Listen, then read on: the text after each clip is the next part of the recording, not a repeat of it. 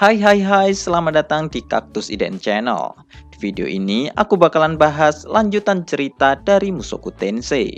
Dan seperti biasa, subscribe dulu channel ini untuk memberikan dukungan. Atau buat yang ingin nyawer admin, silakan klik link yang berada di deskripsi. Oke, tidak usah lama-lama, kita mulai saja videonya. 3, 2, 1.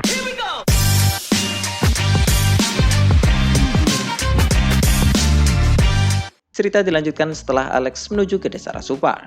Namun sesamanya Alex di desa, ternyata tidak ada satu orang pun yang berada di sana. Baik para penduduk atau teman Rudius saat ini telah menghilang tanpa jejak. Melihat desa yang kosong, Alex yang nampak marah langsung bertanya ke Rudius apakah semua ini adalah tipuan dari Rudius. Mendengar itu, Rudius yang baru saja mengejar Alex malah terlihat bingung karena semua orang seharusnya masih berada di desa. Perjalanan dari desa untuk keluar lembah akan memakan waktu sekitar 3 jam sampai mereka melewati lembah. Dan hal itu tidak akan cukup untuk mengungsikan para penduduk di tengah pertarungan yang terjadi sebelumnya.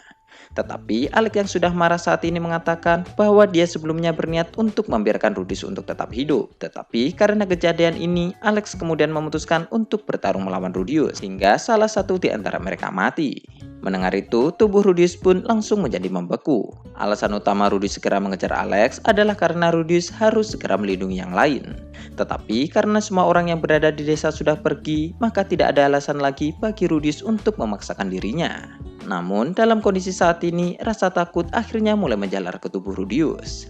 Tetapi setelah beberapa saat, Rudius akhirnya sadar bahwa rasa takutnya bukan berasal dari Alex, melainkan dari kutukan milik Orsted. Dan benar saja, tak lama setelah itu, Orsted yang memakai helm hitam perlahan akhirnya mulai mendekati Rudius dan Alex. Melihat Rudius sambil melepas helm, Orsted pun mengatakan bahwa dia sudah mendengar semua ceritanya dari Sylvie.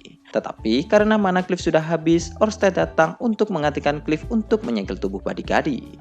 Mendengar itu, awalnya Rudius mengira bahwa Orsted telah salah mengartikan situasi yang terjadi saat ini, di mana Dewa Utara Kalman III masih hidup dan berniat untuk menyerang desa. Tetapi setelah mengatakan itu, Orsted ternyata berbalik ke arah Alex dan menyuruh Rudius untuk menyerahkan sisanya kepadanya. Mendengar itu, Rudius pun merasa khawatir dengan jumlah mana yang Orsted harus simpan untuk pertarungan terakhir. Tetapi Orsted lalu mengatakan bahwa hal itu bukan masalah lagi. Selama ini, Rudius sudah bekerja keras untuknya. Dan juga Orsted saat ini juga ingin merasakan bertarung bersama dengan teman-teman yang dia percayai. Mendengar itu, Rudius pun paham dan langsung mundur dari posisinya saat ini. Seharusnya Rudius tidak memperbolehkan Orsted untuk bertarung saat ini. Tetapi setelah mengetahui perasaan Orsted, Rudius pun akhirnya menurutinya. Awalnya Rudius berpikir bahwa Orsted selama ini tidak terlalu peduli kepada mereka, mengingat Orsted masih bisa melakukan perulangan jika dia sampai gagal mengalahkan Hitokami dalam perulangan ini. Tetapi ternyata apa yang dipikirkan Rudius itu selama ini telah salah. Dalam perulangan ini, mungkin ini adalah pertama kalinya bagi Orsted untuk memiliki teman, dan dia sekarang akan bertarung bersama Rudius dan juga yang lainnya. Kemudian, melihat Orsted berjalan mendekatinya, Alex perlahan akhirnya mulai mencengkram erat pedangnya. Saat ini, Alex menggunakan 2 senjata legendaris sekaligus, yaitu pedang Kajakuto dan juga armor emas Dewa Tempur. Yang mana hal itu kemudian membuat Alex menjadi cukup percaya diri. Tetapi di sisi lain, Orsted malah tersenyum dan mengatakan bahwa ini adalah sesuatu yang sempurna. Karena jika Alex menggunakan Kajakuto dan armor emas Dewa Tempur, maka Alex tidak akan mempunyai alasan lagi jika dia sampai dikalahkan. Mendengar itu, Alex pun menjadi sangat marah, karena bagi Alex, perkataan Orsted sebelumnya adalah sebuah ejekan. Tetapi Orsted saat ini sudah melakukan gerakan menyatukan tangannya ke depan. Dan perlahan di saat Orsted memisahkan kedua tangannya itu, ada sebuah katana yang muncul di sebelah tangan kiri. Melihat katana itu, kaki Rudius mulai bergetar lagi, karena katana yang dikeluarkan oleh Orsted saat ini adalah katana yang sama yang digunakan untuk melawan Rudius di hutan dulu. Dan lalu setelah mengeluarkan katananya, Orsted pun mengatakan bahwa dia akan menghancurkan jiwa dan raga Alex hingga menjadi serpihan kecil, yang mana perkataan Orsted itu telah membuat Alex menjadi semakin marah. Dan kemudian pertarungan antara Orsted melawan Alex akhirnya pun telah dimulai. Tetapi setelah 10 menit berlalu, Alex ternyata sudah duduk berlutut tanpa kedua tangannya. Tidak hanya itu, Orsted saat ini juga sudah mengacungkan pedangnya di sebelah leher Alex. Hanya dalam waktu 10 menit saja, hampir seperempat hutan di sekitar lembah naga bumi sudah habis terbakar. Dan Alex saat ini juga nampaknya sudah tidak bisa berkutik. Dan lalu sambil tetap mengarahkan pedangnya ke leher Alex, Orsted pun bertanya apakah Alex memilih untuk mati atau menjadi sekutunya. Bagi Rudius yang melihat pertarungan mereka berdua sebelumnya tidak akan berlebihan jika Rudius menyebutnya sebagai pertarungan legendaris. Tetapi sayangnya pertarungan itu ternyata berat sebelah. Pertarungan sebelumnya sangatlah luar biasa. Bahkan dengan menggunakan mata peramalnya, Rudius masih tidak bisa melihat secara jelas pertarungan antara Orsted melawan Alex sebelumnya. Tetapi satu-satunya yang Rudius tahu adalah Orsted terus mendominasi dalam pertarungan itu. Alex memang telah berusaha sekuat tenaga untuk membalikkan keadaan, namun hal itu ternyata masih tidak berhasil. Bahkan pedang kaca kutub dan armor Dewa Tempur saat ini bukanlah tandingan dari Orsted. Dan juga baik kedua senjata itu akhirnya sudah terlepas dari tubuh Alex. Dan Alex saat ini sudah tidak mungkin lagi bisa memberikan perlawanan. Mulut Alex terlihat menganga, dan juga dengan mata berair, wajah Alex nampak terlihat ketakutan. Dan Alex selalu menjawab pertanyaan Orsted sebelumnya bahwa dia akan menjadi sekutu Orsted. Yang mana dengan ini pertarungan pun akhirnya sudah benar-benar berakhir. Kemudian 1 bulan setelah pertempuran itu, Rudius saat ini sedang melihat beberapa orang yang sedang menebang pohon di dekat lembah naga bumi. Orang-orang itu adalah beberapa penduduk Rasupat dan juga anggota dari PT Rudo. Mereka saat ini sedang menebang pohon untuk membuat pemukiman baru. Dan dengan instruksi dari Aisyah, Rudius juga turut membantu dalam membuka lahan di area di dekat hutan. Dalam kondisi saat ini, entah mengapa Rudius merasa bahwa Aisyah lah adalah bos dari PT Rudo. Dan juga keberadaan Aisyah dan anggota PT Rudo di sini ternyata berkaitan dengan insiden hilangnya semua orang yang ada di desa ketika pertempuran terakhir sedang berlangsung. Singkatnya, ketika lingkaran sihir teleportasi telah berhenti bekerja, Aisyah pada waktu itu terjebak di suatu tempat di daerah kutub. Namun daripada panik, Aisyah ternyata masih bisa berpikir dengan tenang. Yaitu Aisyah berpikir bahwa jika sihir teleportasi telah rusak, maka dia hanya perlu memanggil tukang reparasi saja. Dan orang itu tak lain adalah Perigius. Dengan menggunakan patung 7 kekuatan dunia, Aisyah kemudian memanggil Arumanfi menggunakan peluitnya. Dan Aisyah lalu berkali-kali membujuk Perigius untuk membantu mereka dalam memperbaiki lingkaran sihir teleportasi, yang mana lingkaran itu mengarah langsung ke arah desa Rasupar. Awalnya Perigius menolak permohonan Aisyah, tetapi setelah Aisyah memberitahu bahwa Orsted juga terlibat dalam peristiwa ini, Perigius ternyata kemudian bersedia untuk membantu mereka. Dan lalu setelah lingkaran sihir teleportasi sudah bisa digunakan lagi, Aisyah dan yang lainnya lalu mengungsikan semua orang menggunakan lingkaran sihir teleportasi itu. Dan hal itulah alasan mengapa tidak ada satupun orang pun di desa ketika Alex sedang menyerang. Ide Aisyah adalah sesuatu yang cukup sederhana, tetapi Roxy yang tidak terfikirkan cara itu lalu merasa bersalah karena dia malah terlalu fokus untuk memindahkan armor sihir milik Rudius daripada mengungsikan penduduk desa ke tempat yang lebih aman. Dan lalu karena selama 1 bulan ini tidak ada tanda-tanda akan terjadi pertempuran lagi, Rudius selalu meminta Sylvie, Roxy, Eris, dan Sanoba untuk segera kembali ke Saria. Tidak hanya untuk mengecek kondisi keluarga saat ini, namun pembangunan ulang kantor utama juga harus segera dilakukan. Menurut kabar, Sekretaris Elf juga nampaknya selamat dari pertempuran terakhir. Dan sementara itu, pemindahan desa Rasupat ini dilakukan setelah kerajaan Pihairil mengakui Rasupat sebagai warga negaranya yang sah. Tetapi sebagai ganti dari itu, Rasupat harus mengirimkan 3 orang perwakilan dari mereka untuk bekerja demi kepentingan kerajaan. Kali ini nampaknya pertarungan sudah benar-benar berakhir. Dan di saat Rudius terdiam sambil melihat penebangan pohon, Sander, Ghislaine, Isolde, dan Doga kemudian memanggil Rudius karena mereka ingin berpamitan untuk kembali ke kerajaan Asura. Setelah pertempuran berakhir sebelumnya, Sander ternyata berhasil kembali ke desa Rasupar. Dan dia menceritakan bahwa di saat dia, Atove, dan Malta menahan Badigadi, Dewa Ogre Malta telah terbunuh. Sementara Sander terlempar ke Pulau Ogre dan Atove yang terlempar entah kemana. Mendengar kabar itu, Rudy sempat khawatir dengan hilangnya Atove.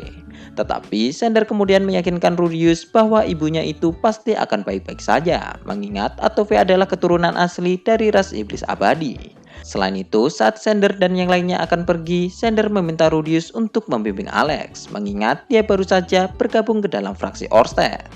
Kemudian, tak lama setelah Sander pergi, kini giliran Cliff dan Elina Lise yang datang untuk berpamitan juga.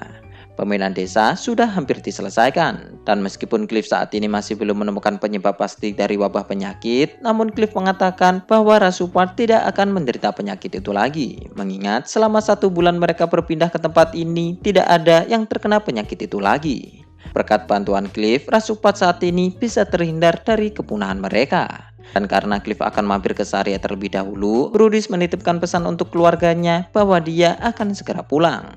Dan lalu setelah Rudy selesai membantu membuka lahan baru, Rudy selalu memanggil Non yang saat ini bersama dengan Ruijerd untuk menyampaikan pesannya kepada Aisyah bahwa Rudy saat ini sudah menyelesaikan tugasnya. Dan lalu setelah Non pergi, Rudy pun mengobrol bersama dengan Ruijerd. Ruijerd nampak berterima kasih atas bantuan Rudy selama ini. Dan juga Ruijerd tidak pernah menyangka bahwa Rudius akan menjadi salah satu dari 7 kekuatan dunia. Menanggapi itu, Rudis mengatakan bahwa dia tidak akan bisa mencapai itu tanpa bantuan dari yang lainnya. Dan juga Rudis kemudian menyuruh Ruijerd untuk berkunjung ke rumahnya. Dan di saat Ruijerd berkunjung, Rudis akan memperkenalkan anak-anaknya kepadanya. Rudis dan Ruijerd terlihat mengobrol dengan cukup santai.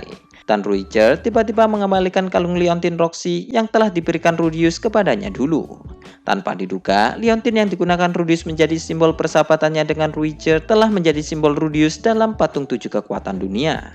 Dan juga karena persahabatan Rudis dan Ruijerd sudah tidak memerlukan simbol lagi, Rudis pun akhirnya bersedia untuk mengambil kalung itu kembali. Kemudian tak lama setelah itu, Non akhirnya kembali dan berjalan bersama Ruijerd lagi. Sementara Orsted dan Alex tiba untuk menghampiri Rudius. Semenjak kekalahannya, Alex terus mengikuti Orsted sebagai bawahannya. Dan dia nampaknya seperti terlihat ingin menunjukkan ke dunia bahwa dia saat ini adalah bawahan Dewa Naga yang paling setia. Tetapi meskipun begitu, Rudis masih merasa kurang nyaman dengan keberadaan Alex. Menyadari ketidaknyamanan Rudius, Alex kemudian mengatakan bahwa dia bukanlah musuh Rudius lagi. Dan juga untuk saat ini, Alex akan mengabdikan hidupnya untuk kepentingan Orsted. Dan sebagai bukti kesetiaannya, Alex telah memotong dan menyegel tangan kanan yang merupakan tangan dominannya. Rudius tahu akan hal itu, karena orang yang menyegel tangan kanan Alex adalah Rudis sendiri.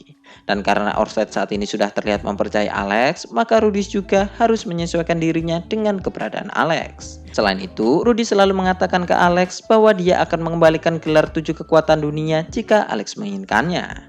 Tetapi Alex menjawab itu bahwa dia sudah mengakui Rudis sebagai seorang petarung yang hebat. Jadi Alex lebih memilih supaya Rudis saja yang tetap memegang gelar itu. Yang berarti secara resmi urutan 7 kekuatan dunia akhirnya telah berubah. Peringkat pertama adalah Dewa Teknik Lapis, dan kemudian diikuti oleh Dewa Naga Orsted, Dewa Tempur Badigadi, Dewa Iblis Lapis, Dewa Kematian Randolph, Dewa Pedang Gino, dan Quagmire Rudius. Tidak hanya di peringkat terakhir, namun hanya Rudis saja yang tidak memiliki gelar dewa. Dan hal itu mungkin saja akan menarik perhatian orang yang ingin menantang Rudis demi mendapatkan gelar itu. Menurut Orsted, peringkat 7 kekuatan dunia tidak akan berubah selama armor emas masih belum hancur sepenuhnya. Dan lalu setelah mereka selesai mengobrol, Orsted mengajak Rudis dan Alex untuk ikut dengannya sebelum mereka nantinya kembali ke Saria. Dan lalu pada malam harinya, Orsted, Rudis, Alex, dan Ruijerd pergi ke sebuah ruangan rahasia yang terletak di dasar lembah naga bumi. Dan di sana saat ini ada Badigadi yang sudah terpotong menjadi 5 bagian dan masing-masing bagian itu sudah tersegel di tempat yang berbeda. Dengan meminta bantuan Perigius, mereka menggunakan pedang kaca kuto dan armor emas Dewa Tempur untuk memperkuat segel yang menyegel potongan tubuh Badigadi. Mana yang mengaktifkan pedang kaca kuto dan armor Dewa Tempur diambil langsung dari tubuh Badigadi sendiri. Jadi dengan siklus penyegelan ini, segel ini bisa bertahan hampir selamanya. Dan juga karena menggunakan 2 senjata legendaris dalam penyegelan, maka segel ini akan menjadi sangat kuat. Tetapi di sisi lain, jika Badigadi ternyata bisa lepas, maka mereka akan menghadapi Badigadi sekali lagi dengan Badigadi yang menggunakan armor Dewa Tempur beserta pedang kaca kuto, yang mana hal itu akan sama dengan Alex sebelumnya. Dan lalu setelah bertemu Badigadi, Orsted lalu menawari Badigadi untuk memihak kepadanya. Tetapi dengan tertawa, Badigadi ternyata menolak tawaran Orsted itu. Yang mana Alex yang mendengar itu lalu bertanya mengapa Badigadi sangat setia kepada Hitogami. Yang kemudian dijawab oleh Badigadi bahwa sebenarnya dia bukanlah orang yang suka berkelahi. Hal yang disukai Badigadi adalah bepergian, minum, menggoda wanita, dan membuat Kisirika menjadi pengomel. Tetapi karena hutang budi 4200 tahun yang lalu, Badigadi akhirnya bersedia untuk membantu Hitogami. Mengingat tanpa pertolongan Hitogami, dia dan Kisirika mungkin tidak akan bisa hidup sampai saat ini. Dan juga saat ini Badigadi lebih memilih untuk tidak bersekutu dengan siapapun. Dan jika terpaksa, Badigadi akan lebih memilih untuk tetap disegel saja. Dan lalu setelah mengatakan itu, Badigadi juga bertanya apakah dia akan dibebaskan jika perselisihan antar Orsted dan Hitogami sudah diselesaikan. Yang kemudian hal itu dijawab oleh Orsted bahwa dia akan melakukan hal itu. Tetapi hal itu mungkin akan terjadi sekitar 100 tahun lagi. Mendengar itu, Badigadi ternyata tidak mempermasalahkan itu. Karena bagi Badigadi 100 tahun tidaklah terlalu lama. Dan juga Badigadi kemudian mengucapkan selamat atas kemenangan Rudius. Karena Rudius saat ini sudah menghancurkan semua rencana Hitogami. Yang mana hal itu membuat Hitogami saat ini menjadi putus asa. Selain itu, sebelum Rudius dan yang lainnya pergi dari ruangan itu, Badigadi memberikan saran ke Alex bahwa dia harus menemukan musuh yang pantas jika tetap ingin menjadi pahlawan sejati. Sebenarnya, Sandor sampai saat ini masih belum menemukan musuhnya. Jadi, jika Alex ternyata berhasil melakukan itu, maka dia akan melampaui pencapaian dari ayahnya. Dan lalu, untuk menjaga kerahasiaan ruangan ini, saat ini hanya 5 orang saja yang mengetahui tempat di mana Badigadi disegel, yaitu Orsted, Perigeus, Rudius, Alex, dan juga Ruiger. Kemudian, keesokan paginya, Rudius akhirnya sudah kembali ke Saria. Sebelum pulang, Rudius sempat mampir untuk mengecek pembangunan ulang dari kantor utama. Dan di sana ternyata ada Sanoba dan beberapa anggota PT Rudo yang tengah sibuk dalam membangun kantor utama. Dan lalu setelah melakukan pengecekan, Rudius pun langsung bergegas menuju ke rumahnya. Di depan rumah ada 2 peliharaan Rudius yang langsung menyambut kedatangan Rudius. Dan juga Rudius langsung bertemu dengan Eris saat dia membuka pintu rumahnya. Nampaknya Eris saat ini akan mengajak Leo untuk melakukan jalan-jalan pagi. Tetapi Rudius kemudian menyuruh Eris untuk tetap di rumah. Dan lalu sambil menggandeng tangan Eris, Rudius pun kemudian pergi ke dapur untuk menemui Sylvie.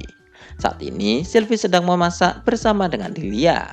Tetapi Rudius kemudian mengatakan bahwa Sylvie tidak boleh pergi kemana-mana. Lilia yang mendengar itu nampaknya tahu tentang apa yang akan dilakukan oleh Rudius. Dan lalu Lilia kemudian menyuruh Sylvie untuk ikut bersama dengan Rudius. Sementara dia akan segera menyiapkan makanan untuk mereka.